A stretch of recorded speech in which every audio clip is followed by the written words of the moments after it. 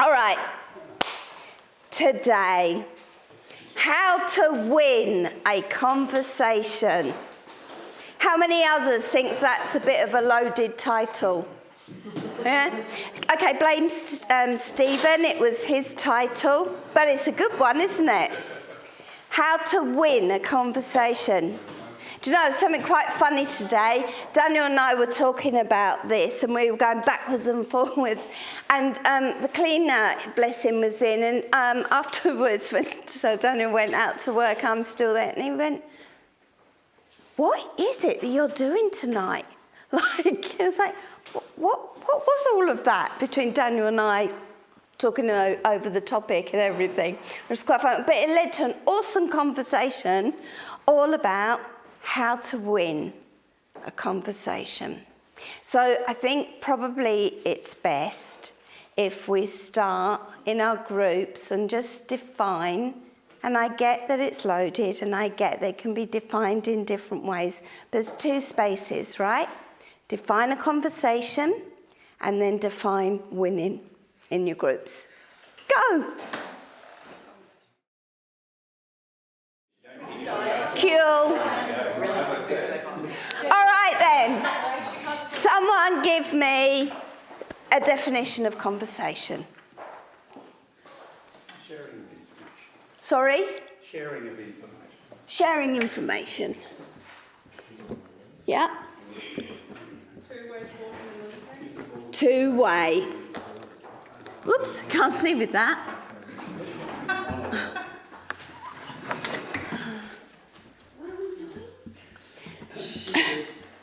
Tani. Yeah. This idea that you're sharing information. What's wrong? It's very small. Is it? It's fine. Honestly, thank you. Nathan, you're a star. I'll rewrite it for you. Thank you. Okay. Conversation, two-way talking and listening. But we've got that word in there, haven't we? How to win a conversation. What do we think about this word win? How are we going to define this word win? What did you come up with? You convinced someone else. Convince someone else? I'm going as fast as I can. So this is why your writing gets really scribbly. You convince someone else? Or there's an over, like an about. If you're winning, you've come over Yep. something or someone. You came out on top, yeah? Really good last wording. Pardon? You've got a really good last word. That thing when you think, oh, I made my point. You're not lying in bed thinking, if only I had said that. Because there's another side to winning a conversation, isn't there? But we have to admit that part of it is this thing of winning. So one of this... just get mucky hands. One of the guys on there, I think it was Boehm and Nicol, they're researchers, and he was said that sometimes when you listen, you are listening so you can analyse what people are saying so that you can win. Yeah? That whole point, listening so you can analyse to win. But that's only one side of winning a conversation. That's one way that you could look at winning. But in light of everything we've been talking about and I've been showing in the last couple of weeks, what else do we think winning could be? Bron? So can you put here, win the argument? Thank you. I think if everyone is left feeling valued, heard and respected, regardless of the outcome of the conversation. Valued, heard, respected. So if everyone comes out feeling valued, heard and respected. And for me, I would add safe. Safe. I'm just drawing from an example we had today.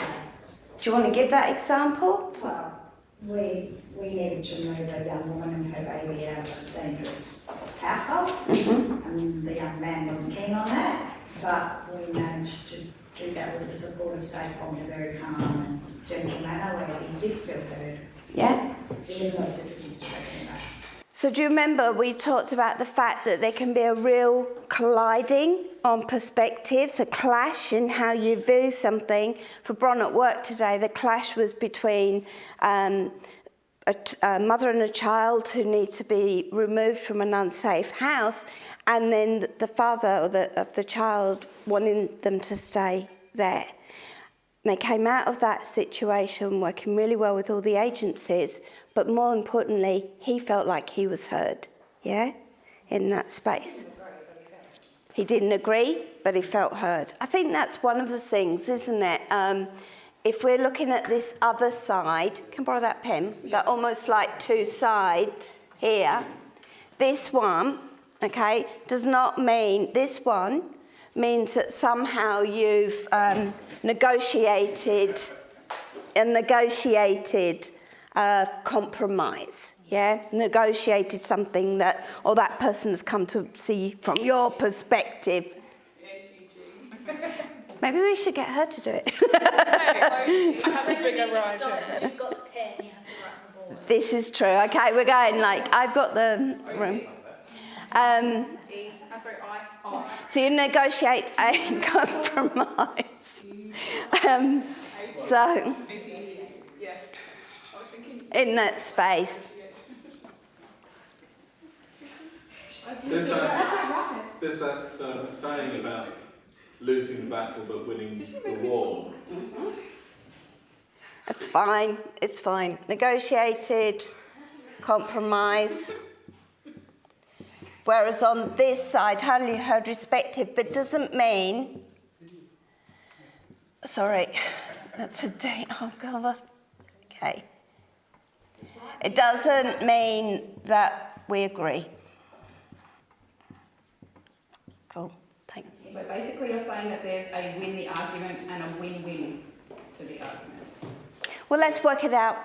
I think as we go on, I think we'll try and work out what it is we're looking for when we win an argument in this space. What that's going to, or do we want to say argument? Do we want to say conversation? Yeah? What do we want to say? Stephen? Well, you win an argument, but you don't win a conversation. Yeah. Because Once you've won it, it ceases to be a conversation by our definition. Yeah. So, And are we trying to win, is our goal and purpose to win an argument, a conversation, a discussion, or is it to win relationship? and these are all the questions that we need to start asking. So I just need to repeat so that people can hear on the tape. You win an argument, but you don't win a conversation. And by our definition of conversation, we're talking about something that's very much based in relationship, that is a two-way, that has this space for talking and listening. And today, what I want us to just talk on just for a bit, and then we are going to talk about, but what about when the rubber hits the road? But I just want to look at the thing of definitions of listening. There was one already in that. If you look up ways to listen on the internet, you will come up with so many different lists of what it means to listen. Think about your own life. How many of you have said, you are not listening to me, right? To have someone who may be quite close to you say, I did, you said this, this and this. Yeah, but you're not listening to me. You heard the words, but I was not heard. Do you know? Oh, please tell me those who are married. Yes, thank you, today.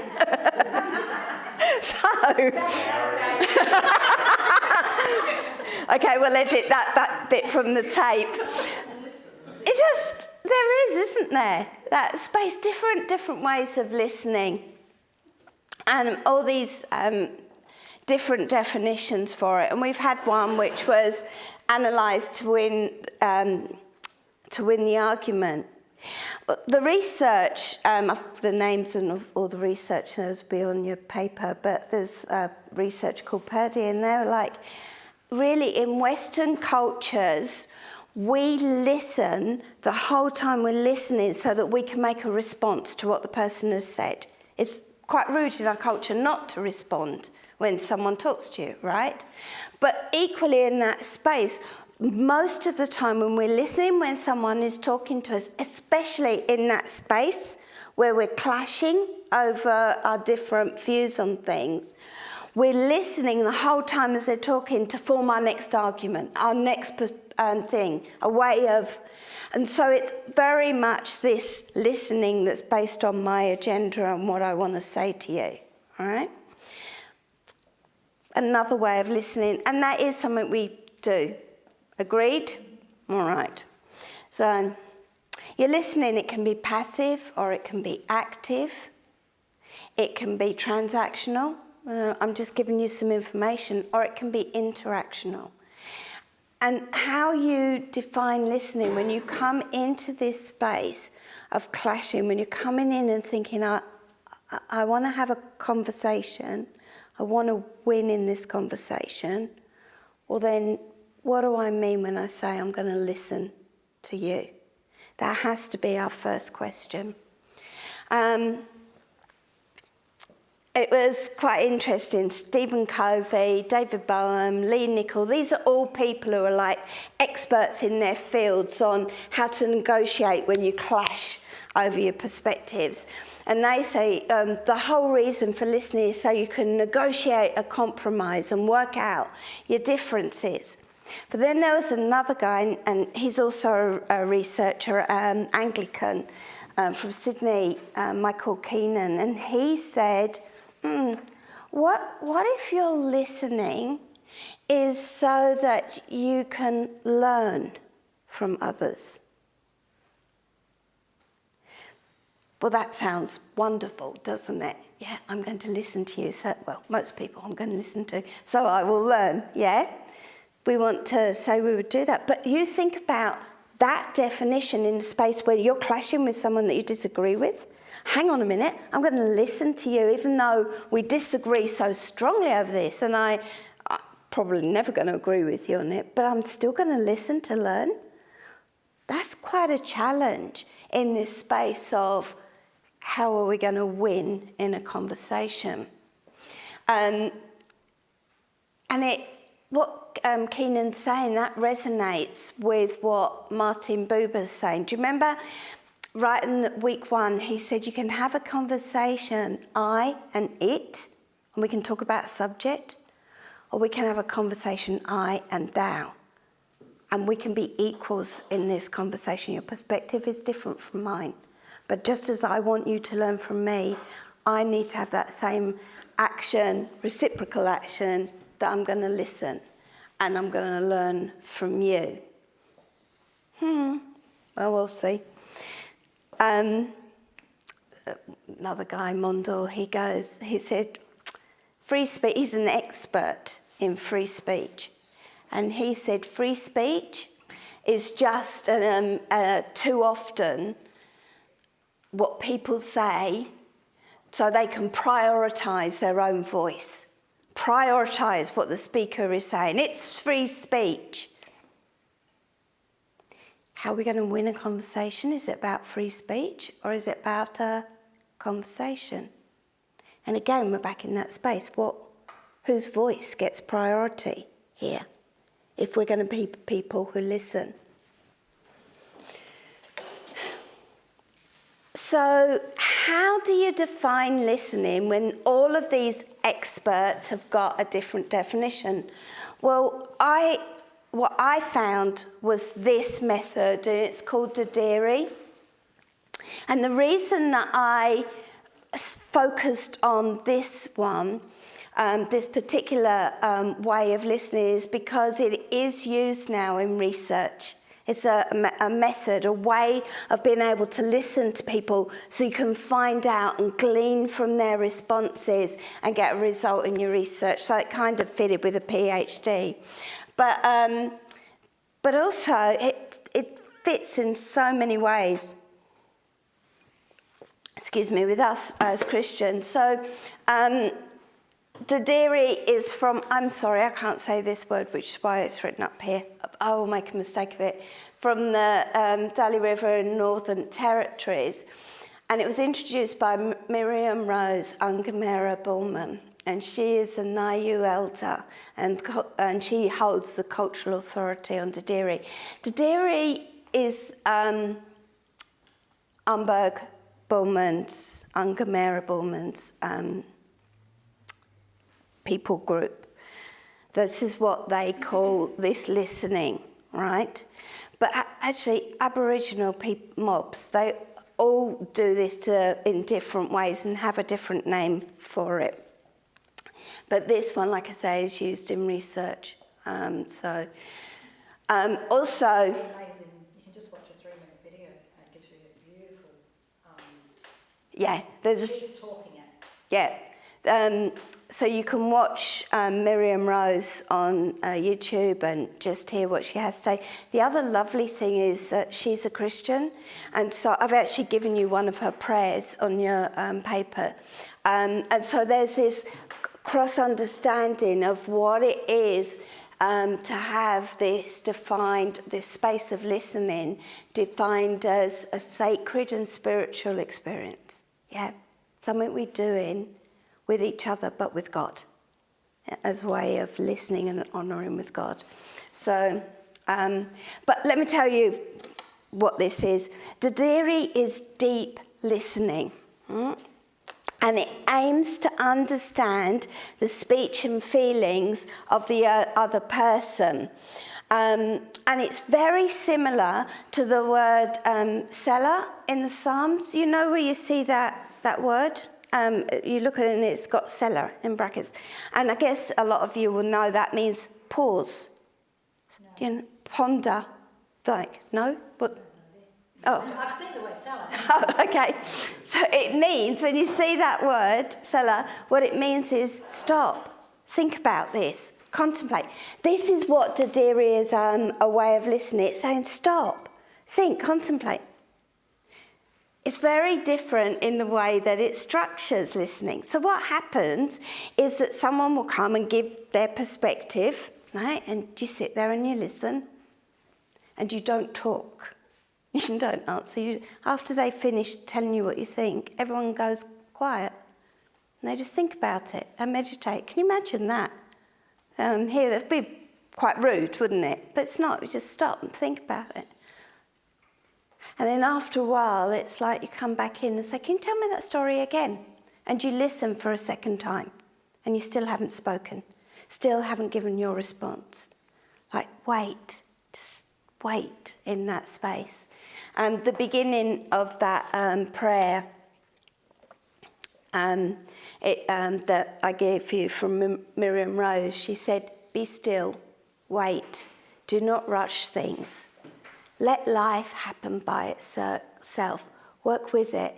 Trust in the spirituality and wisdom that is around you. And the prayer goes on. But in that space of listening, stop, wait. Trust in the wisdom. Wait on the Lord and go, okay, Lord, that was a different perspective from my own. What are we going to do in this space? You and me, us. Yeah. But something more about this. It's not just this idea that you listen twice. So Daniel today, this was part of the discussion we were having this morning, he said that he does listen twice, a lot of times. Because sometimes when people say something for the first time, you might have misunderstood, or they might not have meant it, or, yeah. And that clash, it's not really a clash, it's not really what was going. But what he does is he listens and listens and looks for patterns. And if people start saying the same things over and over again, you begin to understand, oh, hang on, you're trying to tell me something here. And it could well be in that space that there's a clash. We'll come on to that. So this idea, stop, listen, wait. But that's, like I say, only the first part. The second part is that Dadiri expects us, this deep listening, to happen not just with us as individuals. It's expected that we would listen together collectively, and we will work it out collectively. So it's done in community, where all the voices are treated equally and the people matter. And it turns listening into a collective process where the community decides how it's going to respond. The community work together in this place where you clash, and the community decides, well, what's a good way to do this? Well, actually, in a lot of ways here, we do that already, right? So something happens, we hear something, one of us, someone will come up and say, did you know about this? And we're like, yep, okay, how are we going to address that? And particularly if it's a clash in values or clash in, and it's not just a question of sort of coming and saying, can we talk about this, what's happening here? And just think, we need to find out what's going on here. What we'll do is often, particularly Daniel, 'cause you don't really like talking to people in conflict, do you? I don't like confrontation. You don't like confrontation. So this is a true story. So what Daniel does is find the person who's got the most relationship with that person and see if they'll go and talk to them. But there's quite a lot of wisdom. It is what we do, though, isn't it? You know them so well. Can you find out where they're coming from? Or even as we're talking sometimes as leaders, like, okay, someone will go, oh, I can do that because we're already talking about this issue. We're already in relationship. We're already open in this area. This is something we can talk about, rather than you coming in and discussing it. This is a safer way to have the conversation. So having it in community and getting wisdom from community before we go marching in there and telling everyone what we think is something that we are a little bit doing, but maybe it's something we could do more. It's also fairly Baptist. Do you want to just explain what it is to be Baptist? Well, it's the priesthood of all believers, so although there is like different functions, like, okay, we're like the senior leaders, but everybody plays their part. What we say shouldn't or doesn't, and I really don't think it does have any more weight than anybody else. That was the whole thing with the Baptists, but it's also the autonomy of a local church. So us as a church are not told by King William Road, the offices there. They don't tell us what we must believe. There's certain things that we agree to be in fellowship and in membership to them, but they're very limited. It's very broad. Yeah. But aside from that, we're able as a church to discern what God is saying, what the Spirit is saying, and go towards that. And so it's that thing of discerning together and listening together, and sometimes listening for the quieter voice, not just the loudest voice. So all of that is pretty Baptist. It is. It's quite an interesting way to think about this. So Dadari is really, and that deep listening is really a spiritual journey. Which, like I said, suited to us, because it reminds us all that as the conversation is happening with this, that even in the places where we're having these conversations where we disagree and we think, I do not see it from that perspective, that is still a sacred space. That is still a moment where we have an opportunity to be in relationship with someone else, to have a conversation with someone else, to hear from their perspective, to hear what the Lord might say to us. So do you remember I told you last week about this and this idea of you theory, where you get this opportunity that makes you think differently? This is your sacred moment. So even though it clashes, someone's idea will clash with your sacred values, and this is really important to how you view yourself and your identity, what you think about the Bible, what you think about God and your relationship with the Lord Jesus. All of those things might be like, oh, but it's still this opportunity. Okay, Lord, what are you saying? This is a moment for conversation. This is something that we can just think about. And then there's this bit down here, which is this thing that Miriam Rose is talking about in this quietness, in this wait. Be still. And release the need for control. So, okay, God, what are you saying in this space? Having said that we do everything in community, I'm not stupid. Like, sometimes you're just having a conversation with someone, yeah? And so there's not always going to be the time to go, hang on a minute, I'm just going to have a chat with someone else and there are going to be times when you need to respond, okay? And so for me, a space where I will respond immediately is when I see abuse happening, particularly for other people, yeah? But even for myself. Just that thing where I go, do you know what? I'm stopping this conversation now because this is unsafe and it's abusive and I just won't, you know. So I can give you an example. I had someone come into the building and they started getting more and more irate with me and yelling at me and shouting at me in that space. And I just thought, I went, okay, that's enough, but you can go now. I didn't call a meeting and a committee. Do you think we could just ask them to leave? I'm just like, you can go, you know, just leave now.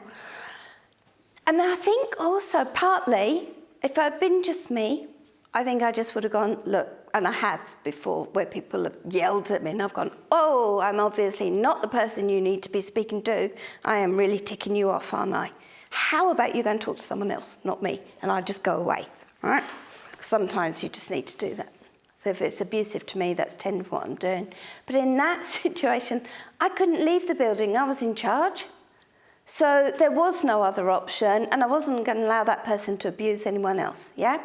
So it's like, out. But in that case, that's like a value. They can come back, and they have, you know, just not that day. Yeah? So I'm not saying that there aren't times when there are places for that, but what if Miriam Rose and this whole deep listening is right? And what if there are way more opportunities for us to not answer and say what we think, but actually to just stop and listen and think about it? In other words, do you really need to be talking? You know your perspective, yeah? How about in that value of listening, you're trying to learn about the other person, keep relationship. Do you really need to answer? What do we think about that? Is it too simplistic? If you can answer, you can get chocolate.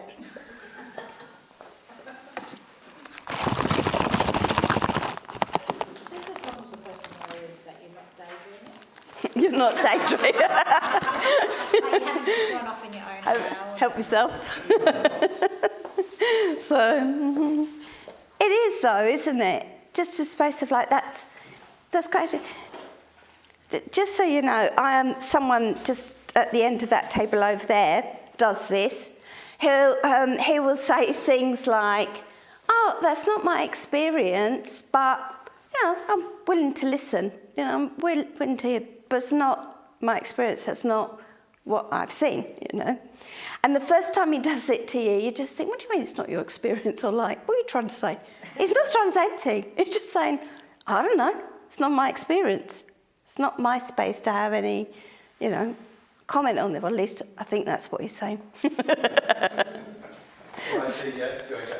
Yes, you do. Go on, help yourself to the chocolates. Sorry. Can you pass them round? All right.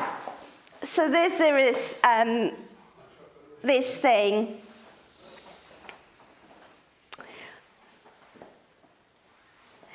I think this space of being able to listen to a different perspective and this thing of winning a conversation is all based in two things. It's based in the posture that you take to the conversation. Like, how are you going to engage? Are you going to be passive? Are you going to be passive-aggressive? Are you going to be aggressive? Are you going to be sure about telling someone what you think and feel? We're going to talk about this. So think about your posture. There are different ways for posture. And it's also like winning a conversation. If your conversation is based in relationship, not an argument, and your conversation is based in your values, what you value about having this conversation with another person over difference, that can be your measurement for measuring whether your conversation was a win or not. So what I want you to do is I want you to take 5 minutes on your tables and I want you to work out your posture and some of the postures that you've seen, some of the attitudes that people have taken to present their perspective, their truth, their way of seeing life, good and bad. And does everyone understand that? Yep. So different ways of I don't know another word for posture. Anyone got another word? Attitude? Non-verbal. Non-verbal, yeah. It's the way you come at the conversation, yeah? And then the other thing is, what are your values? We've been talking about this over this last week for this. What would be your values? What would be the thing that you looked at if you heard about a conversation happening here where there was a disagreement in this space here at the Safe Centre between people? What would you like to know? What were the values that would say to you, that was done well? In their space of disagreement, they did well because they held on to these values. Yeah?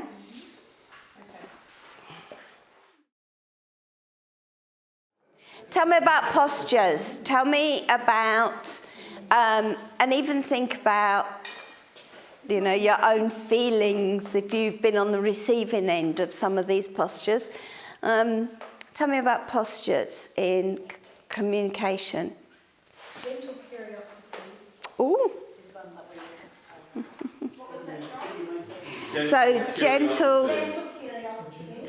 Where's Nathan? When you say gentle curiosity, do you mean does that mean asking questions? Yeah. All right, let's find out. So can we please define gentle curiosity? What does that mean? Is that like asking questions without poking the bear, basically? Yeah, well, it's about being curious, but in a sense of you are actually curious Yeah. to hear someone's story, but it's done with real kindness. I suppose kindness might be another word. It's not an interrogation, it's actually. Not an interrogation. Kindness, not interrogation. This idea of you're asking questions, genuine curiosity. Can you not just tell when someone's they're asking you, but they don't really care? Or they're not really, listen, you can pick it up. So surely, if you want to win in a conversation, if we want to define even a conversation, then the first thing's got to be this thing of, I am genuine. I'm being authentic here. Yeah. Yeah. What else? I like the word curiosity because it means you're coming with a blank slate. You're not coming with an agenda.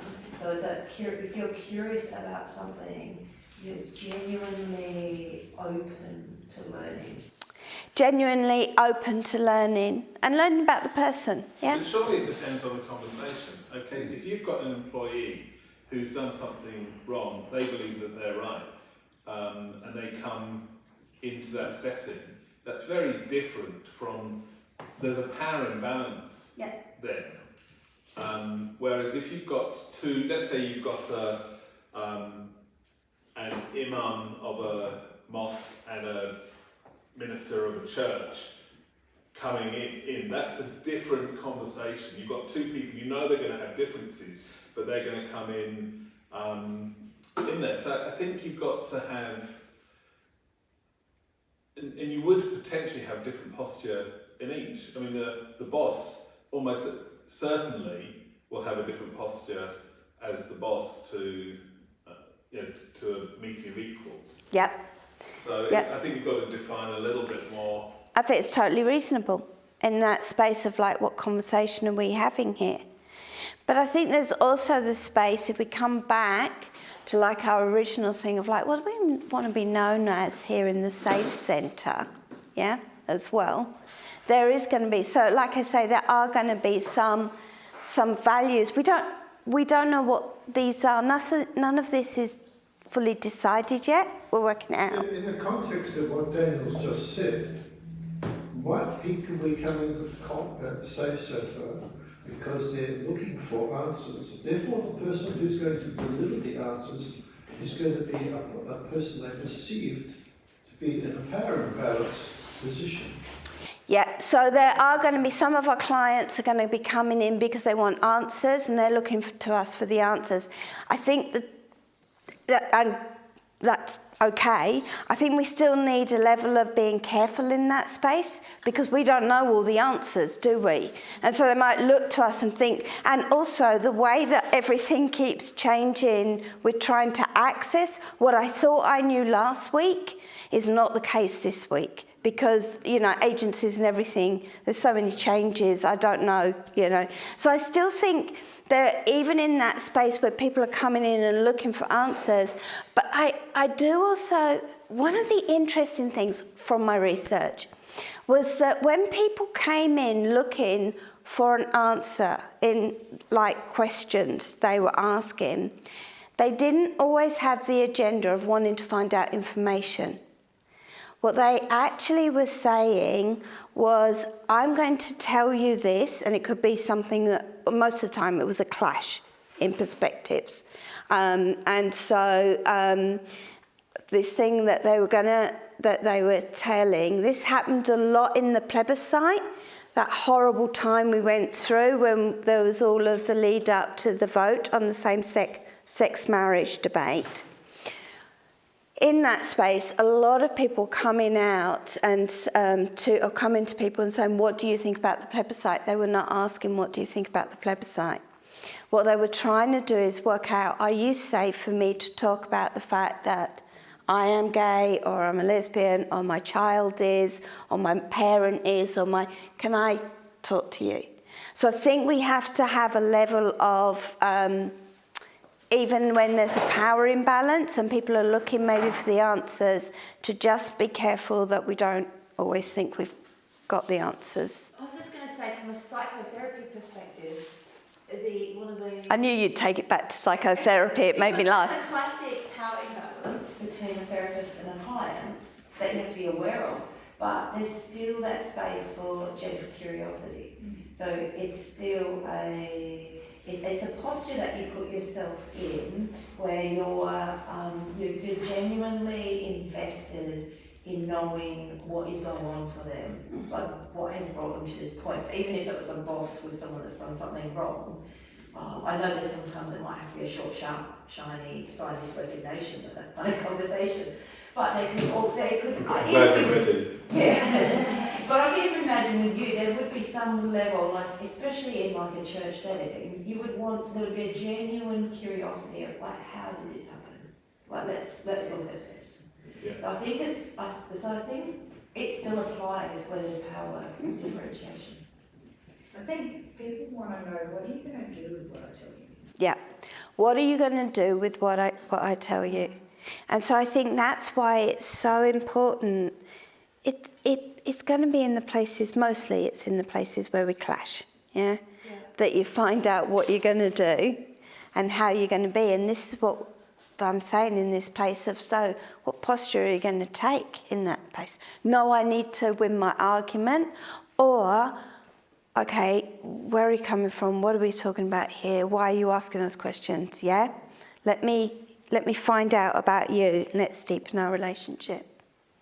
So then if we transfer that into values, our values here at the Safe Centre, what are we saying our values would be in this space of having conversations with people and the places where we disagree with people? What will our values look like?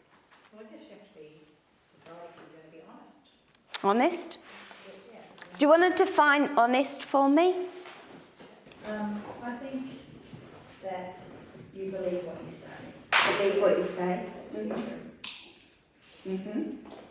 Yeah.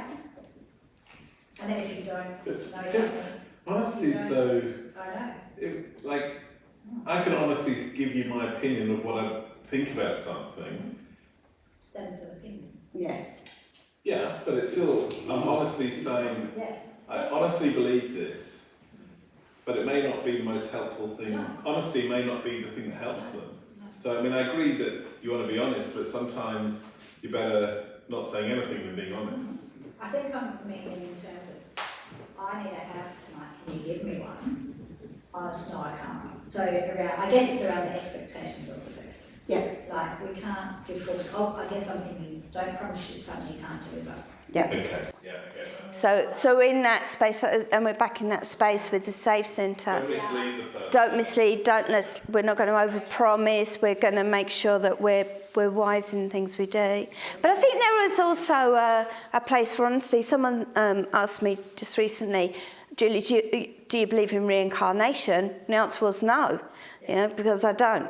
But I equally said, well, I don't, but I don't have a problem that you do, because that's, because I know a little bit of the story, and, it's like, fine, but actually no. So we can still hold what we believe, but we can do it with gentle curiosity, can't we?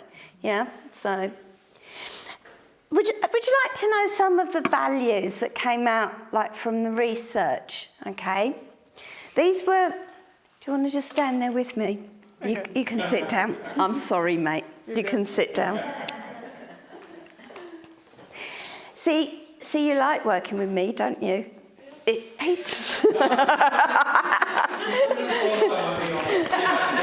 Have a chocolate.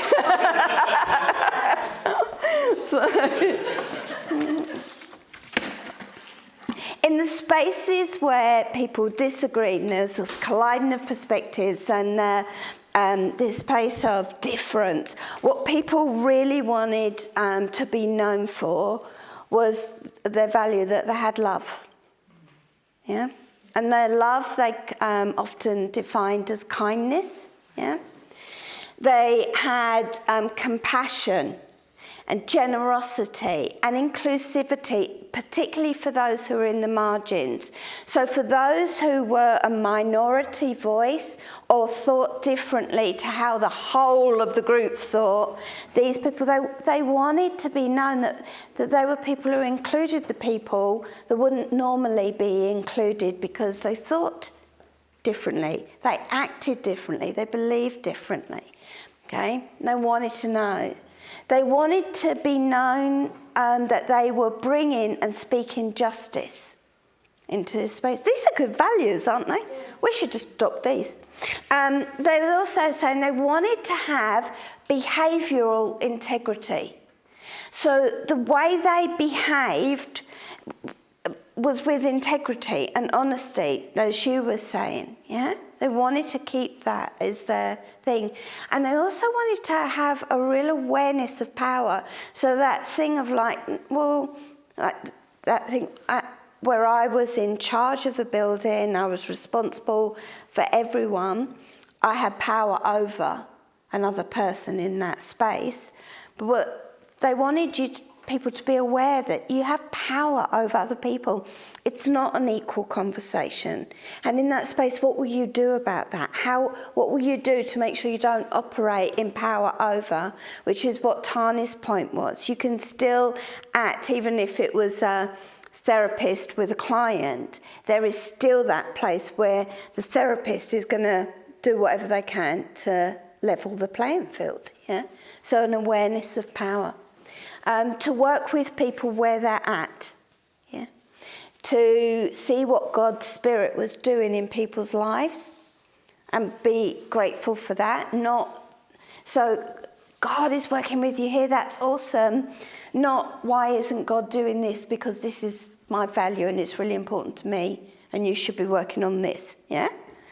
No. That's an interesting one. Can you explain it a bit more? Yeah, I can. Okay. I think this is particularly true when it comes to us and our moral ethics in particular, yeah? So we could have a moral ethic that says, I want you to behave like this, right?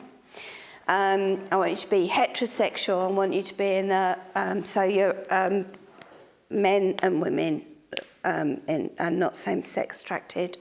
I want you to be in a monogamous relationship. I want you to be married and having sex. These are my moral demands of you. My moral expectations, that's a better word. Demands is too loaded and too. But these are what I expect of you to be a part of this group. But maybe that's not what the Spirit of God was working on in the person. Maybe there were different questions that person was wrestling with, and all of the questions that you think are so important for a person to sort out before they can, belong and be a part or whatever the prerequisite. Maybe that's not where the Spirit of God was working. It's dealing with something else. And so people wanted to be aware of and they wanted the people around them to be aware, particularly when they were talking about family members or people they loved, yeah? Because they knew where that person was journeying and what was going on. And they wanted the people who were joining in that conversation to come in at that space and not keep telling them what they're doing wrong, but rather what they should be doing to belong. And, this is how you are to behave if you're going to belong to us. No, can you journey with the people I love where they're at and what God is doing? Does that make sense? Yeah. Well, that sounds good until we try and do it, doesn't it? Yeah. Wait till... What was the thing about justice? You can skip... love, compassion, generosity. Oh, bringing and speaking justice. Yeah, that was quite... bringing and speaking justice was a value. So this idea that if you saw a space where there was not justice for that person, even if you fundamentally disagreed with them, that you would still bring justice for them, and you would bring and you would act as an advocate to get them justice. Yeah. So, with all of these, anyway. Does that mean fair treatment? Is that what you're saying? Yeah. So would that be like that? Just say like back in the AIDS epidemic, that the gay men still had right to health care and like sexual health clinics and things like that. Yep. So during the AIDS epidemic, advocating for gay men to still have access to medical treatment and that. It could be anything. And I could define it with different things, but I also think that is something we do because we keep working in areas where people who are not included, we include them and try and give them a voice, don't we? Yeah? So we're trying to work, it doesn't matter, whatever area, like if someone turns up here and we're thinking, this is what you are having to face. Well, that's not right. You're worth something. It's the intrinsic worth of the person regardless of their opinions. The intrinsic worth of a person irrespective of their opinions, basically. And that's what we work for here anyway, isn't it? So, but all of these you need to unpack, and they've all got implications and what does it look like and everything else. But if you start talking about the fact that we will be known for these things, Then when the clash happens, all right, and we have a difference in perspective, well, we can come back to and we're talking about it and going, what happened there? What happened to our values in this space? Did we keep them? Have we been true to our, even though, you know, whatever's happened, are we working within our values? Or was this an I-it conversation? To have a moral, not just a legal responsibility for safety for all. Yeah, that's staff and clients, that people feel safe, and it's our moral obligation, not just our legal one. Not to put a barrier in front of people, make it difficult, jump this hoop before you can be, what, loved, accepted, part of us, who knows. Recognise the power of privilege. We'll have to do that one another time, that's huge. And interact without any underlying agenda to change a person. Woo. Without that underlying agenda that will change you. But actually, I'm just going to stay with you in this space, and I'm going to, yeah, how's this all going to work out? Well, they're all great values, yeah? Right, okay. But there are situations where we're going to transgress those, where we override those values because of something where we think, oh, yeah, but the rules don't apply with this topic. You know, when we talk about, I don't know, homelessness and those living without homes, we all agree with our values, yeah? But there are other times when the rules don't apply. So I know, Barry, you and I have been talking about this, haven't we? Do you want to come? Do you mind just taking this so that people can hear you? Oh, yeah. Would you mind? But I know you've been thinking about this, and you had like your own example and situation. There we go. Okay, I call this the just got a syndrome. I'll read this because then I know what I've said. In my experience, I've encountered situations where people proceed with an action or statement despite knowing it may lead to a negative outcome. They justify their actions in their mind, allowing them to move forward regardless of the potential consequences. So the first is an action. I'll give you an example. CJ's Bakery over here has a laneway leading to the back parking area. On several occasions, I have coffee there. I've observed drivers pull up and block the laneway before leaving their vehicles.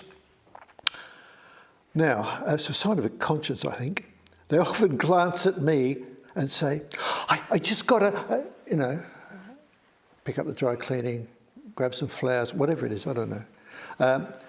They believe the brief duration of their stay justifies their illegal and selfish behaviour. So I call it the just got a syndrome. They know they're breaking the law. They know there's a strong possibility that the vehicle will need to enter or exit while their vehicle is unattended. However, they convince themselves that the just gotta justification will be accepted by anyone they inconvenience. The second is, it's the truth statement.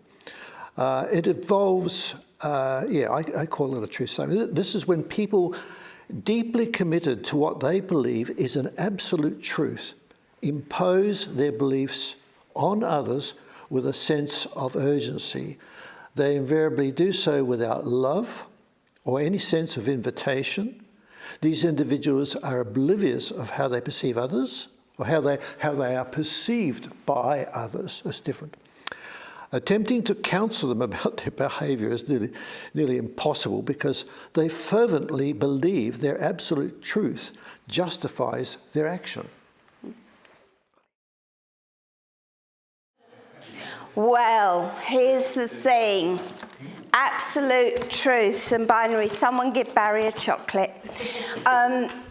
absolute truth and these sort of binaries, this is right, this is wrong, and particularly when it comes down to scriptures, all right?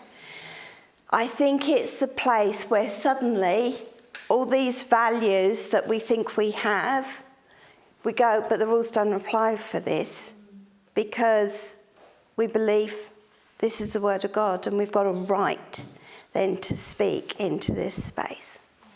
And I've got so many examples, and honestly, I don't know which one to do. I've been like wrestling with this to give you an example of absolute truths, but they're just, I don't know, I'm just thinking, oh, which one do I do? And the other thing I'm aware of is the fact that when I was doing research, we're talking about difficult conversation. So I picked the most difficult conversation that people were having at the time, which was about same-sex relationships, same-sex marriages, gender, all of these sort of questions. Mostly it was about same-sex. And so what I'm going to do is I'm going to give you an issue that came out in the research of what happened over same-sex and what people said. And I'm going to, but try not to lose sight of this thing of why do you think they felt the rules didn't apply in this space, yeah? Try and keep it in that space. So what happened was, this was actually, God bless them, something that happened at Baptist Care. And they were talking about the fact they had all these people, all their stuff in, and it was on the question of same-sex marriages, and suddenly someone went, I don't know if it's because it was Baptist Care, but someone went up and started saying, but the Bible says. You know, God created them, male and female, they need to be married, it needs to be between male and female, it's not right if it's between, and they went off on one, okay? And like, the whole sort of space was now quite difficult. This was in a workplace? This was in a workplace, right? And someone felt they had the right to do that. So there's that one, which is a work situation, and in this space. And the reason, I'll give you one of the sort of clues to why that was just outrageous, because some people in the room were in same-sex relationships, yeah? So there's that one. So why do we think that in a workspace someone thought the rules didn't apply?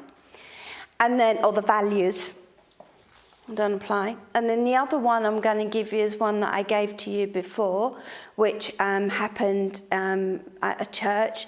And do you remember the man went up and the minister, and he started saying to the woman about the fact that the Bible says same-sex marriage is wrong, this is not right, it's and then all the words start coming out, don't they, like abomination, and you know, this is not right, this is not of God, you know.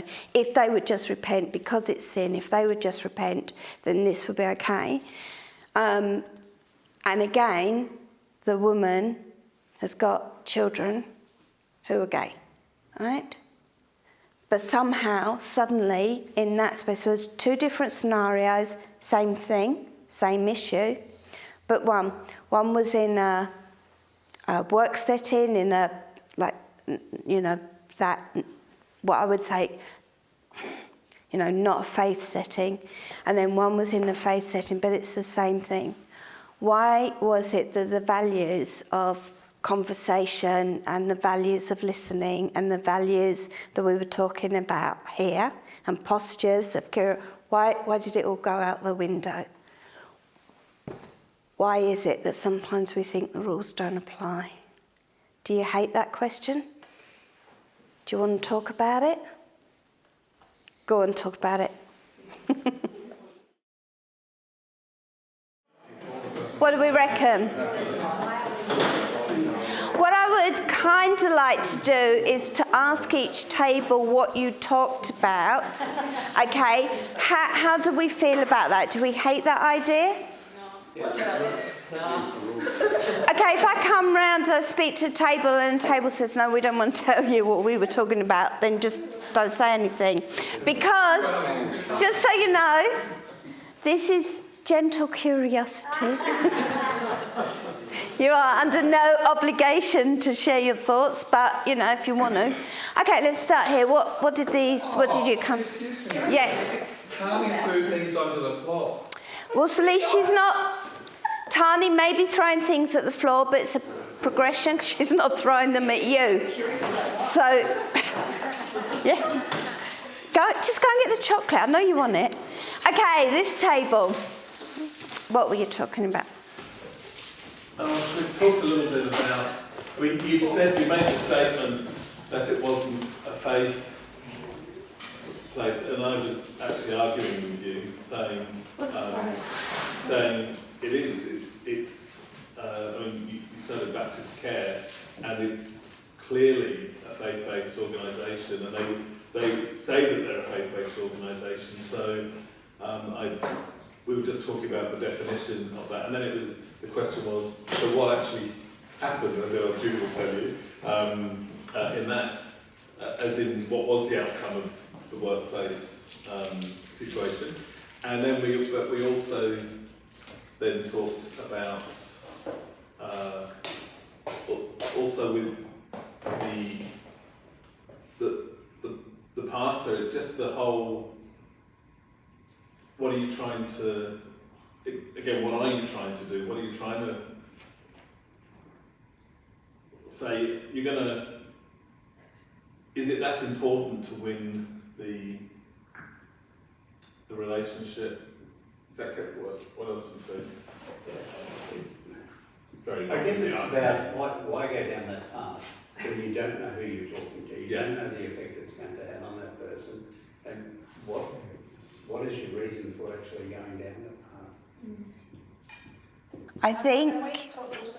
Sorry, can I just repeat that? But just so it's tape, just the idea of why go down that path when you don't know the person, when you don't know where they're coming from. But even, I would like to add, but even if you think you know where they are coming from, even if they've made a statement that makes you think you know where they are coming from, let me come back to what I said before, you actually don't. All you know is that they made a statement.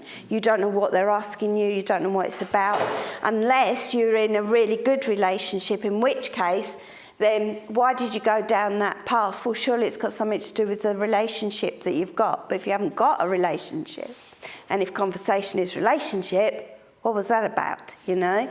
And why is it that in the value for relationship, suddenly the rules don't apply? Because we had to say what we believe the truth of the Bible is. So what was that? And also coming back to this question of faith-based, that is an issue for us at the Safe Centre, yeah? Baptist Care is very much like the Safe Centre. We're in a fudgy old place here, aren't we? And I do not want to do this job without my faith, yeah? But I recognise that there are differences. So, yep. And we just talked a bit about that really conversations like your personal choices in, say, sexuality, is that not a conversation for the person and God? Like I would have it for myself and God with my conversation, but surely that belongs to that person to have, and that our expectation or our responsibility is to love the person as they are, where they are, and allow them to work through their own journeys, whatever that looks like. And we may or may not know that journey. Like we might not know what God's saying to them. And we can't know.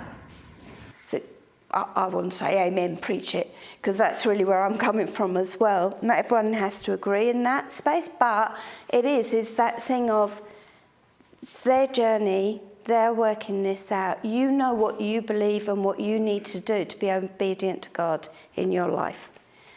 They're working this thing out. It's be a different way, but it's their journey and they are working it out.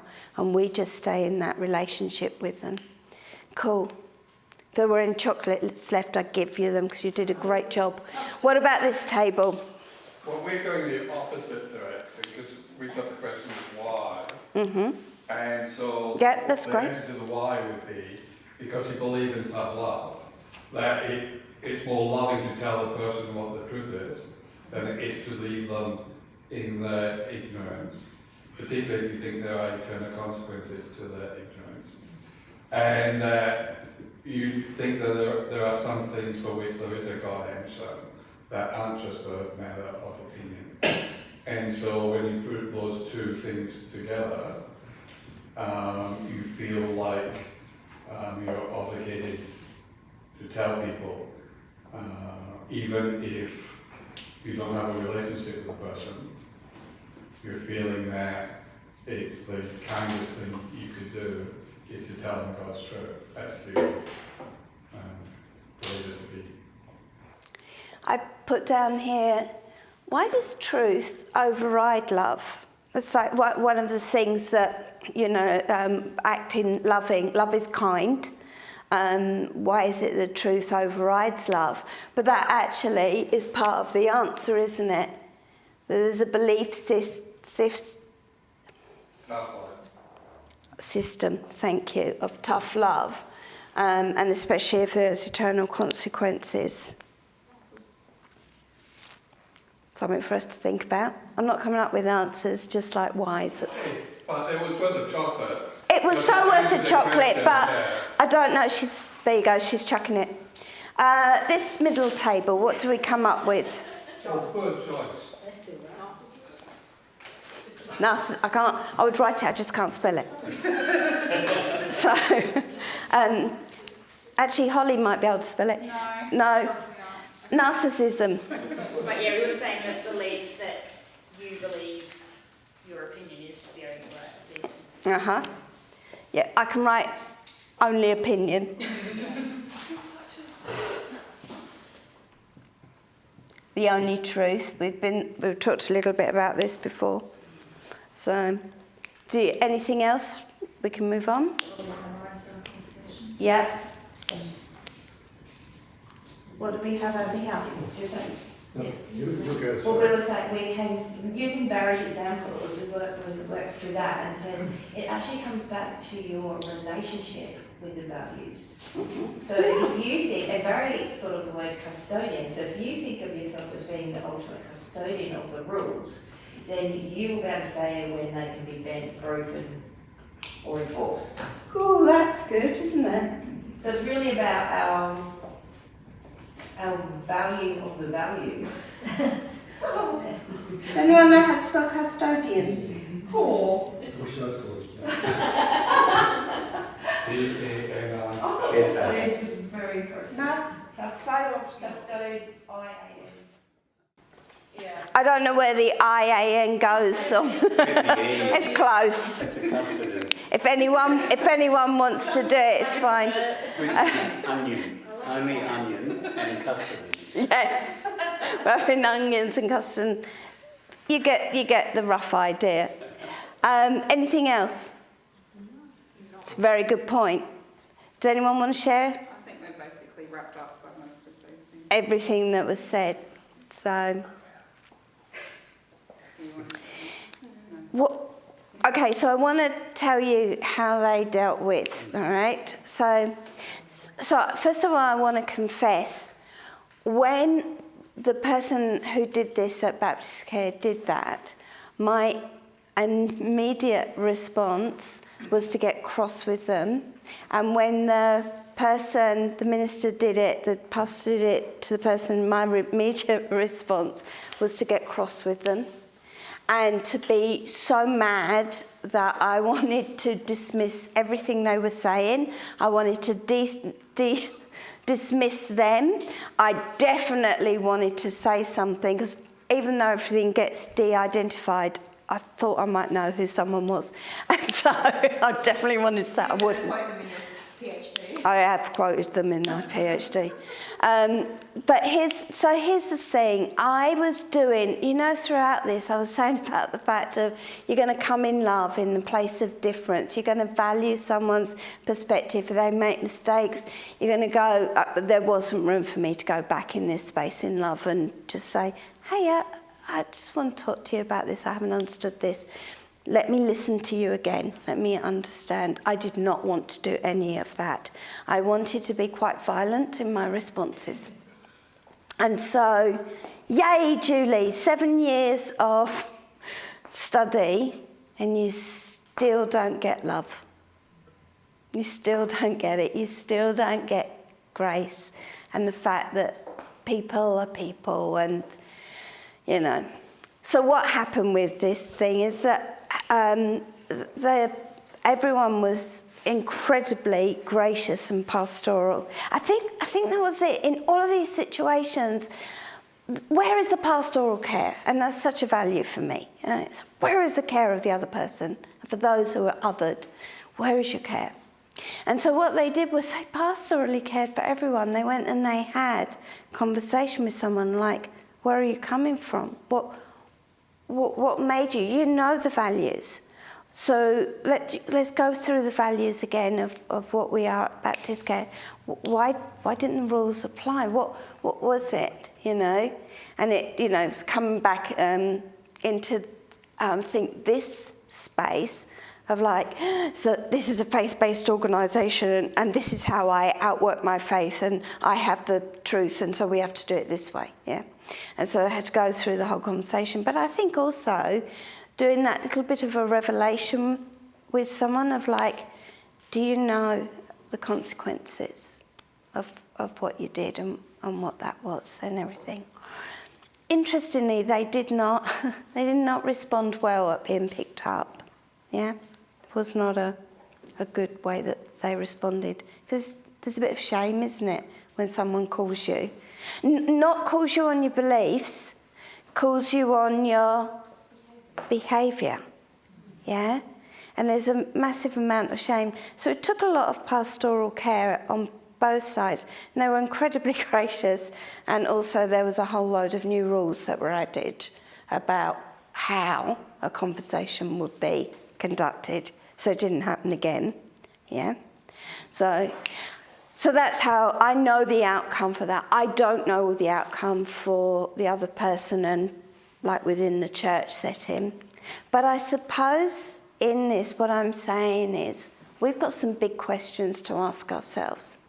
In this space where we are going to be having people coming in to the building all different and into the Safe Centre and all these different backgrounds, all these different beliefs, all clashing up against each other, we've really got to work out how we're going to have these conversations. And we are going to have to model how to do that. And we're going to have to define what we're going to be known for in our values and our posture. And we're going to have to work out what we're going to do when we come up against people and situations who think, well, the rules don't apply in this because this is really important, this is truth. How we're going to address all of those things. And I'm not saying that we've got the answer, that we'll know all the answers, and most of the stuff we're just going to find out by experience, aren't we? But I'm hoping that what I gave you in the things that we have talked about, and going back and going through, I gave you a list of the things I've tried to give you of like, where are your assumptions at? What sort of conversation are you having? How are you defining words like conversation and listening? What do you understand in this idea that horizons could collide, but also the fact that you could look from someone else's perspective? What does that mean to you? How will you do that? If you can work some of this stuff out now, then when you get put in the situation where you come up against and you think, whoa, that's, final story. We had a situation, this was actually in church, so we had someone who's quite out there and quite conservative and quite sure about, the Bible says, and very like black and white. And we had someone come into the church who was not, okay, and they sort of came, and I watched in this space as the two of them were having this conversation, and I was waiting for the whole explosion and the, and it didn't happen. And that one person, and this very conservative, came up and said, "Well, Julie, you did say we'd be a church of all sorts." It's the reality, isn't it? Yeah? Wow. That was a totally different perspective from mine. But, okay. I mean, good on him, don't you think? Yeah. Can we be that church and the safe centre? It's a messy kind of place. That's a squidgy place in between. But, can we be a church of all sorts? Amen. All right. Thank you very much.